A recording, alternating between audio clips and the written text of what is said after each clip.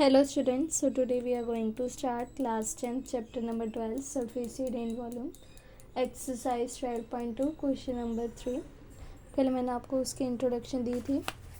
एक गुलाब जामुन है जो आप सर्दियों में खाते ही हैं, सिलेंडर टाइप का है, टू हेमिस्फेरिकल एंड है। डायमीटर कितना है हेमिस्फेरिकल एंड के 2.8 centimetre and the total length of the gulab jamun including the part of cylinder and hemisphere 2 is 5 centimetre. So हमें वॉल्यूम फाइंड आउट करना है गुलाब जामुन का एंड शुगर सिरप भी फाइंड आउट करना है अगर 45 गुलाब जामुन हैं। ओके,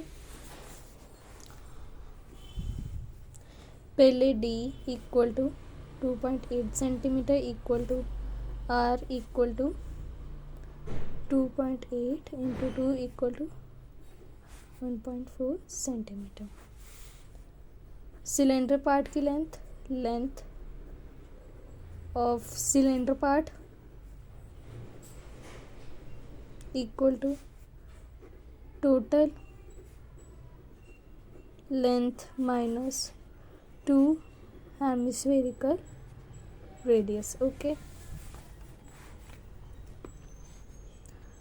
5 सेंटीमीटर माइनस 2.8 सेंटीमीटर, अगर आप 1.4 इंटू 2 करोगे 2 4 8 and 2, okay, equal to 2.2 centimetre minus 2.8 2.2 centimetre. Okay, volume equal to volume of cylinder plus 2 volume of hemisphere. Okay, volume equal to pi are square h upon 2 upon 3 pi are cube. दोनों में से बाहर तो आपका पाई and R ही निकलेंगे। Pi are square H plus 4 upon 3 pi are cube. Okay, pi are square H plus 4 upon 3 R 22 upon 7 into 14 upon 10 into 14 upon 10। Height 2.2 plus 4 upon 3 into 1.4। इनका decimal remove कर देते हैं या फिर आप डेसिमल लगा भी सकते हैं। अगर आप डेसिमल रिमूव कर देते तो आपको एक एश्योरिटी होती है कि जो कटना होगा कट जाएगा। 5 11 1 2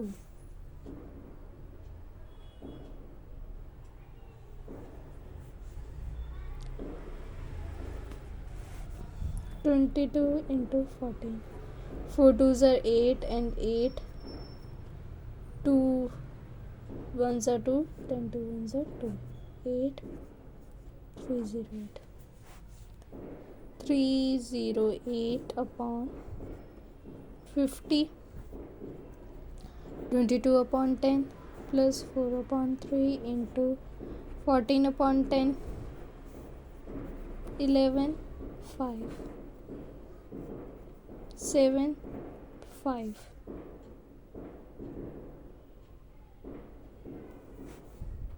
308 upon 50 11 upon 5 plus 28 upon 15 plus करेंगे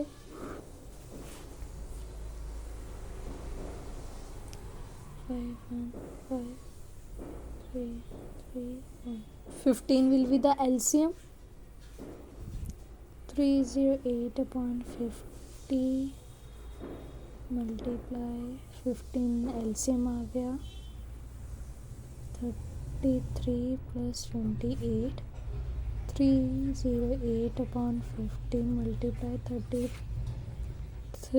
and 28 11 61 upon 15 हम देखते हैं आपका कटता है कहीं पे 3 के टेबल पे तो नहीं जाएगा, 2 के टेबल पे चला जाएगा।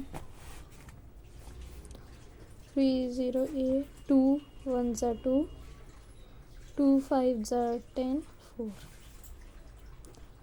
1 5 4 25। नाउ ये तब जाएगा नहीं किसी के टेबल पे भी।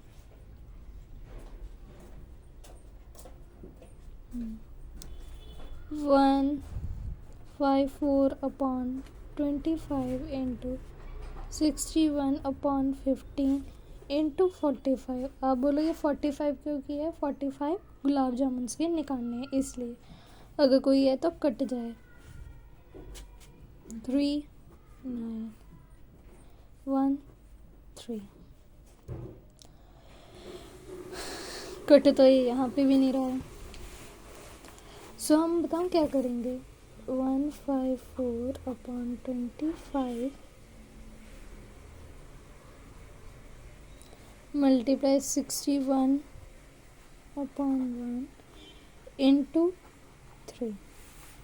आपके पास एक ऑप्शन है यहाँ पे, या फिर आप तीनों को मल्टीप्लाई कर दीजिए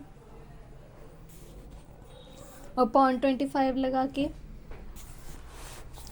या आप एज इट इज़ छोड़ के अप्रॉक्स में आंसर लिख दीजिए, 30 into 100 करके कर दीजिए।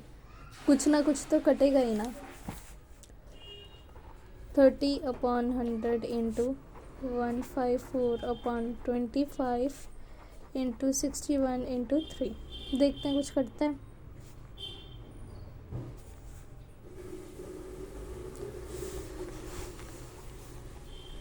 154 2 7 ज़ा 14 50 77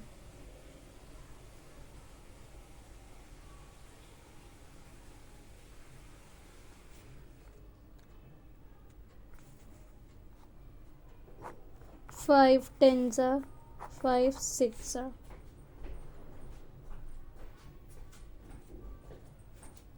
2 5 ज़ा 2 3 ज़ा।